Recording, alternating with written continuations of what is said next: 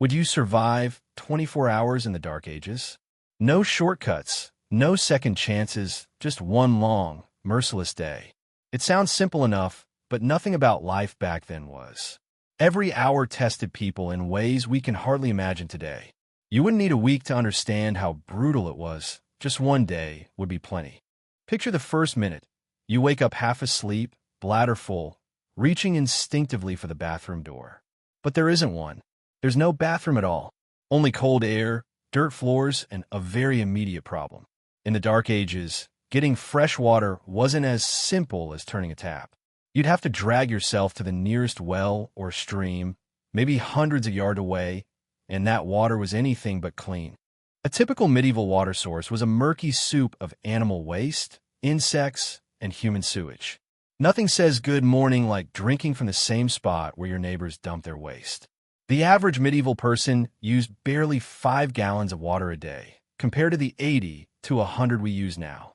But it wasn't because they were eco-friendly. It was because hauling water was exhausting. You'd spend half your day carrying heavy wooden buckets back and forth just to cook, wash, or drink. As for toilet paper, that soft roll you take for granted is gone. People used whatever they could find, leaves, moss, hay, or if desperate, their left hand. The wealthy might use wool or cloth, while others settled for smooth stones or sticks. By nightfall, your skin would feel rougher than sandpaper. Public toilets were little more than shared pits in the ground, with no privacy and plenty of stench. In towns, people simply dumped their waste into the streets. If you heard someone shout a warning, you had about 3 seconds to jump aside before someone emptied a bucket of filth from the window above. Unsurprisingly, disease spread fast. Stomach infections, fevers, and parasites claimed countless lives. Nearly 1 in 3 children died before the age of 5. Most from waterborne illnesses that today could be cured with a single pill or prevented entirely. Your modern body, accustomed to clean water, soap, and sanitation, would revolt almost immediately. The filth would get under your skin, literally, and within hours you'd be praying for a proper bathroom, a shower, or even a bar of soap. But the nightmare was only beginning, because the filthy water and open sewers were just the first challenge of surviving this harsh world. Got a headache? Too bad. In the Dark Ages, medicine as we know it didn't exist. No painkillers, no antibiotics, no quick fixes for the misery of daily life. That throbbing tooth? Forget the dentist. You'd be lucky if the local blacksmith doubled as one. His solution was simple. Yank it out. No anesthesia, no hygiene, just a pair of iron pliers, a steady arm, and your screams echoing through the village. A simple tooth extraction could end with blood loss, infection, or worse. Many didn't survive what we now call minor procedures.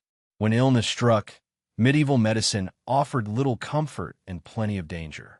One of the most common cures was bloodletting. Doctors believed that draining blood could restore balance to your body's four humors. They'd slice open your veins or attach leeches to draw it out, confident they were healing you. In reality, most patients left weaker than before, their chances of recovery slipping away with every drop.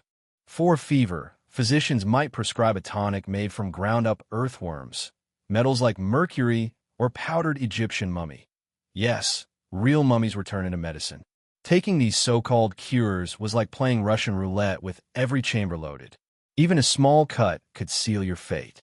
Without antibiotics, infection spread fast, and by the time your wound turned green and started oozing, you were likely counting your final hours. Gangrene often meant one thing: amputation. Surgeons would slice off the infected limb without anesthesia, using a simple saw, then seal the wound with a red-hot iron. Life in the Dark Ages was short and brutal. The average person could expect to live only 25 to 30 years. Nearly half of all children never made it to their 10th birthday, and women faced a 1 in 3 chance of dying during childbirth. Epidemics regularly swept through towns, wiping out entire communities. The Black Death alone killed between 30 and 60% of Europe's population in just 4 years. Pain wasn't an exception. It was a constant companion. Chronic conditions that we easily manage today, like arthritis, migraines, or back pain meant a lifetime of suffering with no real relief. Some people chewed herbs like willow bark, which contained a primitive form of aspirin, but it offered little comfort compared to modern medicine. Your body, accustomed to instant painkillers and antibiotics, would be in total shock from the relentless agony. Even a paper cut could become a death sentence if the infection spread faster than your body could fight it. How would you cope in a world where pain never stopped and death lurked in every scratch? And even if you somehow survived the lack of medical care, your next battle would come from something far more familiar: hunger. The average peasant lived mostly on bread, 2 to 3 pounds of it every single day. But this wasn't the soft, fluffy loaf you're used to. It was heavy, coarse, and often mixed with dirt, pebbles, or sawdust when grain ran low. Each bite was like chewing sandpaper sprinkled with rocks. Meat was a luxury, something commoners might taste once a week, if they were lucky, usually on Sundays after church. The rest of the time, meals consisted of pottage, a thin vegetable stew boiled in the same pot day after day. Medieval leftovers didn't need containers. They simply became tomorrow's meal. During the freezing winter months, survival depended on stored root vegetables, dried beans, or whatever scraps of preserved meat you could afford. Vitamin deficiencies were rampant, leading to diseases like scurvy that made gums bleed and teeth fall out. The original liquid diet was just your teeth dissolving in your mouth. 4 out of 5 peasants showed signs of severe malnutrition. Hunting might sound like an escape from starvation, but the forests belonged to nobles and kings, and poaching was a crime punishable by death. One court record even tells of a man blinded for stealing a rabbit. Turns out finders keepers didn't apply in medieval law. Food preservation relied on salt, smoke, and fermentation, but without refrigeration, spoilage was inevitable. Food poisoning was so common that most people accepted it as part of life. Almost everyone carried intestinal parasites, courtesy of undercooked meat and contaminated food. Meals were monotonous and flavorless. Salt was costly, spices were as valuable as gold, and sugar existed only on the tables of the ultra-rich. Your taste buds would find medieval meals bland at best and revolting at worst. Could you survive on whatever scraps you could scavenge or trade for? Or would hunger eventually win? And even if you managed to fill your stomach, your weakened body would soon become a perfect host for the countless invisible killers drifting through the air around you. Disease was the unseen executioner that haunted every breath of medieval life. Without modern medicine, even the simplest illness could turn fatal, and understanding of how sickness spread was almost non-existent. The medieval world was ravaged by plagues that could wipe entire towns off the map. The Black Death alone killed more than a third of Europe's population between 1347 and 1351, around 25 million people. Those who caught it often died within days, their bodies covered in swollen black sores and painful lumps. Some villages lost so many souls that no one remained to bury the dead. In despair, the few survivors would scrawl "We're all dead" across the town gates and seal themselves inside to await the inevitable. Smallpox was another relentless enemy, killing nearly a third of those infected and leaving the survivors permanently scarred. In fact, having a face untouched by pox marks was so rare that medieval records often made note of it. Childhood was especially perilous. Between 20 and 50% of children never made it past their 5th birthday. Diseases like measles, whooping cough, and scarlet fever swept through communities with terrifying regularity. For a young person today, your first serious sickness in the Dark Ages would almost certainly be your last. The understanding of disease was based on superstition and wild guesses. Many believed illness came from bad air or an imbalance of the body's 4 humors: blood, phlegm, black bile, and yellow bile. Others thought it was divine punishment for sin. Almost no one realized that dirty water, spoiled food, or direct contact with a sick spread disease. Fear and ignorance led people to blame witches, foreigners, or minority groups, sparking violence against the innocent. Sanitation was almost non-existent. Towns had no sewage systems. Human waste ran through the streets, and into the same rivers people drank from. Rats, fleas, and lice thrived in these filthy conditions, carrying deadly diseases like typhus and the bubonic plague. Bathing was rare. Many believed water opened the pores and allowed sickness to enter. The average person bathed once a year, turning "it's not you, it's me" into a whole new level of truth in medieval courtship. Medicine, when it was attempted, often made things worse. Some doctors treated fever by hanging a necklace of live toads around the patient's neck, believing the creatures would absorb the illness. Wounds might be packed with spider webs, animal dung, or moldy bread. Ironically, the moldy bread sometimes worked. It contained a primitive form of penicillin. But for the most part, medieval medicine was little more than guesswork wrapped in ritual. In this world, death was a constant companion. The average life expectancy hovered around 30 years, and anyone who reached 50 was considered ancient. Old age began at 40, and those who lived that long were treated like walking relics. Back in my day, wasn't just an old saying, it was a miracle of survival.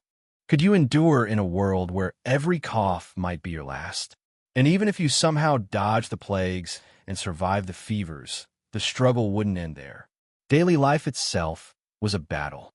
No phones, no electricity, no entertainment. In the Dark Ages, technology was limited to what human hands could shape with simple tools. The moment the sun dipped below the horizon, your world shrank into darkness. Light came only from fire, and candles were expensive luxuries few could afford.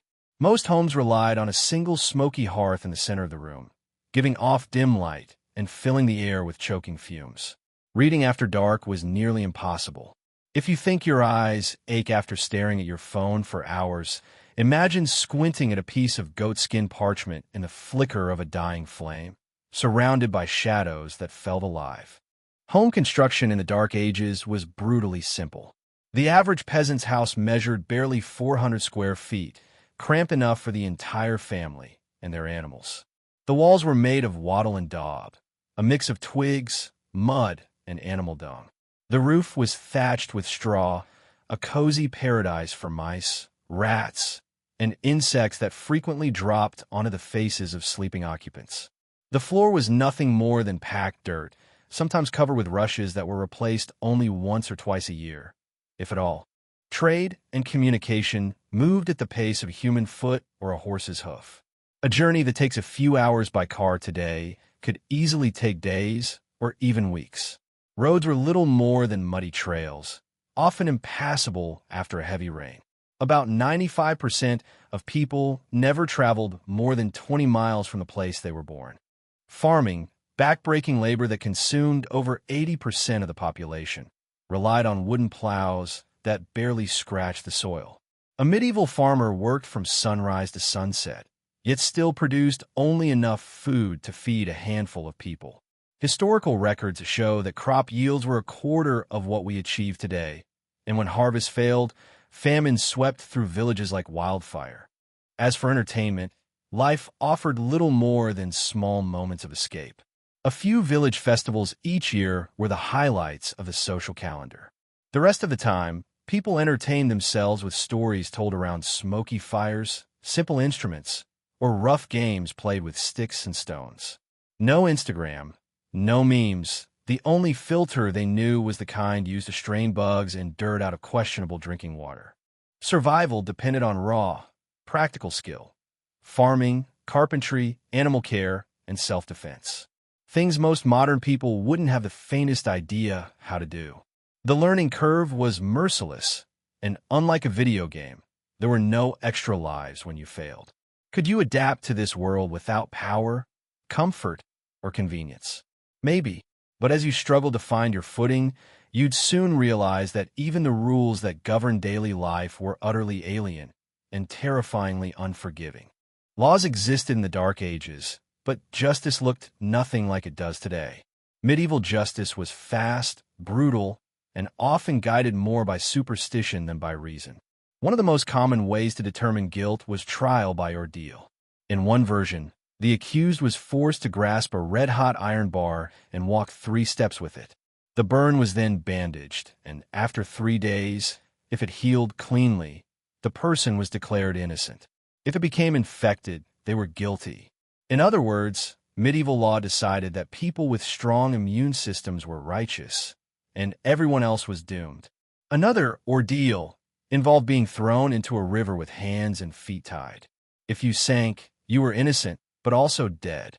If you floated, you were guilty and executed anyway.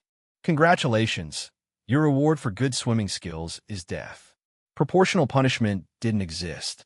Stealing anything worth more than 12 pence, roughly the price of sheep, was punishable by hanging. In fact, about 1 in 50 people in medieval England was executed for theft. Crimes like poaching on a noble's land could result in mutilation, blinding, or death. Local courts were run by nobles or church officials who had no legal training whatsoever. Trials often lasted only a few hours, with no lawyers, no juries, and no real defense. The accused usually had to plead their own case against professional accusers.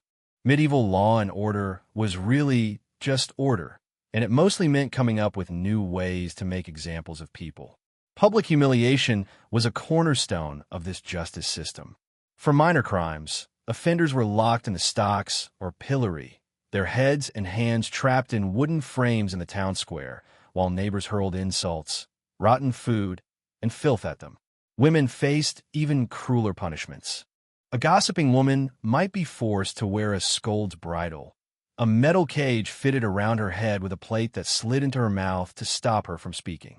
False accusations were common, and once your name was tarnished, proving your innocence was nearly impossible.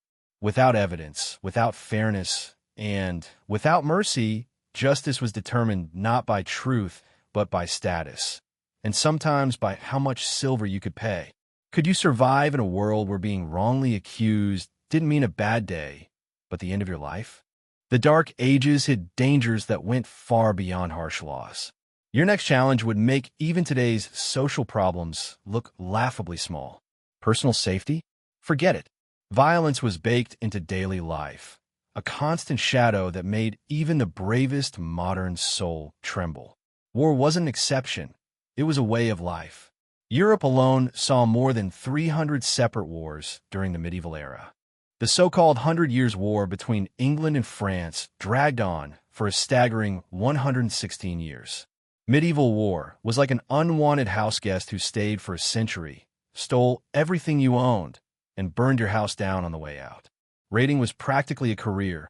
Viking attacks were especially feared along the coasts, where entire monasteries and villages could vanish overnight. Between 793 and 1066 AD, Vikings launched more than 500 separate raids on England alone. These weren't simple robberies, they were massacres. Villages burned, people were slaughtered, and survivors were hauled off as slaves. Even during peaceful times, the roads were ruled by thieves and killers. Banditry and highway robbery were common. About 1 in 20 travelers was robbed on major routes, and the odds worsened to 1 in 8 on back roads. Those who resisted were often beaten or killed. Towns offered little refuge. Early medieval settlements had murder rates roughly 35 times higher than modern cities. In 14th century London, the annual murder rate hovered around 70 per 100,000 people. In Oxford, historical records show that 3 out of every 4 court cases involved violent assault.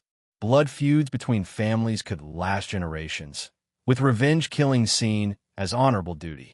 If someone harmed your kin, vengeance wasn't optional, it was expected. Violence wasn't just part of life, it was the glue that held society together.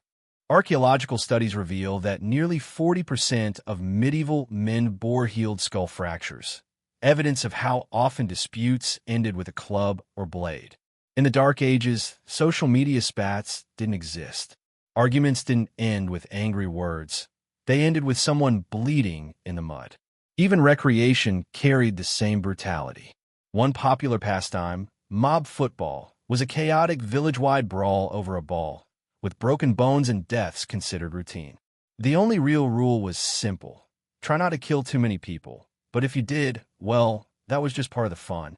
Imagine living in a world where every knock at the door or shout in the distance could mean death, where violence was random, personal and always close. Could you survive knowing that a raid, feud, or robbery could end your life at any moment? And yet, that was only the beginning of the struggle. Life itself was relentless labor, a grinding, endless test of endurance. Work in the Dark Ages wasn't just hard. It consumed every waking moment. There were no weekends, no holidays, and certainly no such thing as time off. During the period known as the Little Ice Age, roughly between 1300 and 1800, Europe's average temperature was nearly 2 degrees Celsius colder than today. That difference meant rivers froze solid, snow blanketed the ground for months, and growing seasons shrank by 6 weeks or more. Winter didn't just come in the medieval world. It moved in, pitched a tent in your backyard, and ate everything you had stored. Peasant homes offered almost no protection from the cold. Walls made of mud and straw held little heat, and windows were just small openings covered with oiled cloth or paper. The only source of warmth was the central hearth, which created a small bubble of heat that faded a few feet from the fire. The rest of the house stayed bitterly cold. During the worst nights, families huddled together in one room, humans and livestock alike, just to share body warmth. During heat waves, indoor temperatures could remain above 90 degrees Fahrenheit, even at night. Wells and streams sometimes dried up, forcing villagers to walk miles in search of drinkable water. Clothing offered little comfort. Most people owned only 1 or 2 outfits made of heavy wool or coarse linen, worn year-round. As for rain gear, it didn't exist. You got wet and stayed wet until the weather decided to show mercy. In England, that might mean weeks or months of damp misery. Could you endure the sheer unpredictability of nature without modern comforts, without reliable shelter, and without any way to know when the next storm or drought might come? In the Dark Ages, survival wasn't just a matter of skill, it was a roll of the dice. Looking at all these challenges, the real question isn't whether you could survive 24 hours in the medieval world, but how many hours you'd last before it broke you completely. You just stepped through history's gate. Subscribe, and keep walking deeper into the medieval world.